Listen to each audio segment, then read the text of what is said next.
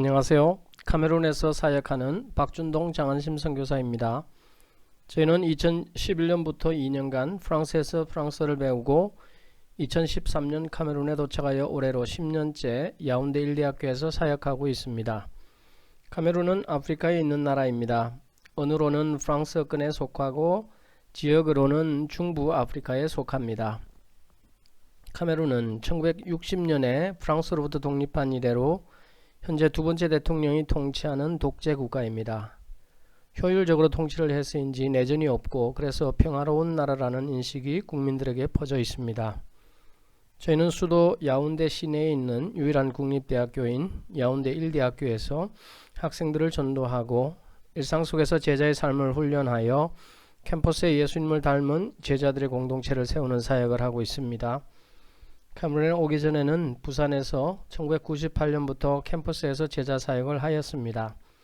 늘 하던 제자 사역이지만 카메룬 학생들의 특성 때문에 한국에서와는 다른 새로운 사역을 하고 있다고 느낄 때가 종종 있습니다. 카메룬은 로마 가톨릭이 다수이며 개신교도 적지 않습니다. 북부와 서부 일부는 이슬람이 다수 종교입니다. 개신교의 특징으로는 로마 가톨릭의 영향으로 많은 부분에서 닮았다는 것입니다.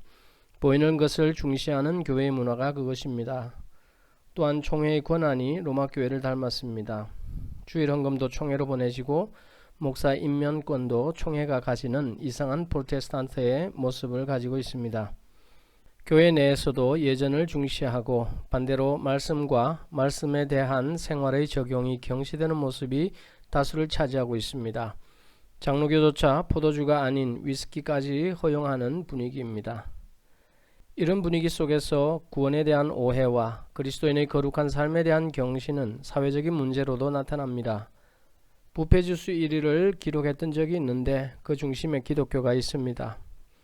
이런 가운데 선교사의 역할은 바른 삶을 사는 제자를 양성하는 것이라고 생각합니다. 선교사가 교회를 개척하여 지역교회 목사들과 경쟁하는 것은 바람직한 모습이 아닌 상황이 되었습니다. 그래서 저희의 목표는 캠퍼스에서 사회로 나가기 전에 마지막 기회로서의 제자 사역입니다. 대학생들은 어느 정도 생각이 열려 있습니다. 그러나 국립대학교 학생들의 가장 큰 어려움은 절대 빈곤입니다. 다른 나라들과 달리 카메룬에서는 국립대학교가 인기가 적습니다. 무슨 이유에서인지 대학교 재정은 열악하여 학교 시설이나 교수들의 수준이 낮습니다. 알바도 구하기 힘든 나라 형편 때문에 학기별 우리 돈 5만원을 낼 수 없어서 학교를 그만두는 일들이 비일비재합니다. 그래서 학생 수도 정확하게 말할 수가 없습니다. 대략 6만여 명쯤 된다고 합니다. 저희 사역은 카메룬의 특성을 고려하여 철저히 말씀 중심을 지향합니다. 카메룬 그리스도인들은 성경이 아닌 사람에게 들었거나 스스로 생각해낸 것들을 말하는 것을 좋아합니다. 그래서 성경을 주의 깊게 읽는 관찰을 중요하게 가르칩니다. 성경은 바르게 관찰만 해도 바르게 해석이 되는 일들이 많기 때문입니다. 기초성경 공부교재인 개인 구원을 다루는 위대한 구원과 공동체적인 구원을 다루는 공동체적 구원을 이해할 때까지 반복합니다. 현재는 한 명의 전임 사역간사와 2명의 소그룹 리더들이 있고 전체 30여 명의 지체들이 소그룹에 참여하고 있습니다. 코로나 위기 전에는 센터에서 전체 모임을 가지고 성경 공부도 하고 지체들이 함께 생활하며 주일에는 예배 공동체로 모였습니다.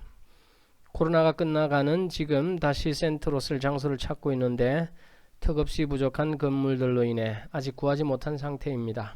특히 올해 5월부터 1년간 저희는 안식년을 떠나기 때문에 센터가 꼭 필요합니다. 기도를 부탁드립니다.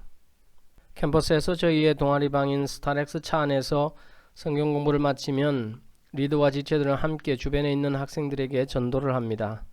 한국보다는 잘 들어주는 편이지만 다시 만날 약속을 하면 나타나는 일이 매우 적습니다. 한 사람이 성경 공부를 시작하기 위해서는 많은 사람을 만나 전도를 해야 하고 한 사람의 리더가 세워지기 위해서는 더 많은 멤버들이 모임을 떠나는 시간을 견뎌야 합니다.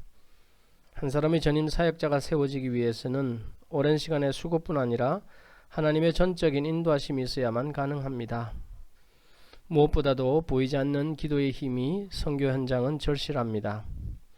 선교사의 무덤이라는 오명을 딛고 영적인 부흥을 위해서는 여러분들의 기도가 절대적으로 필요합니다. 감사합니다.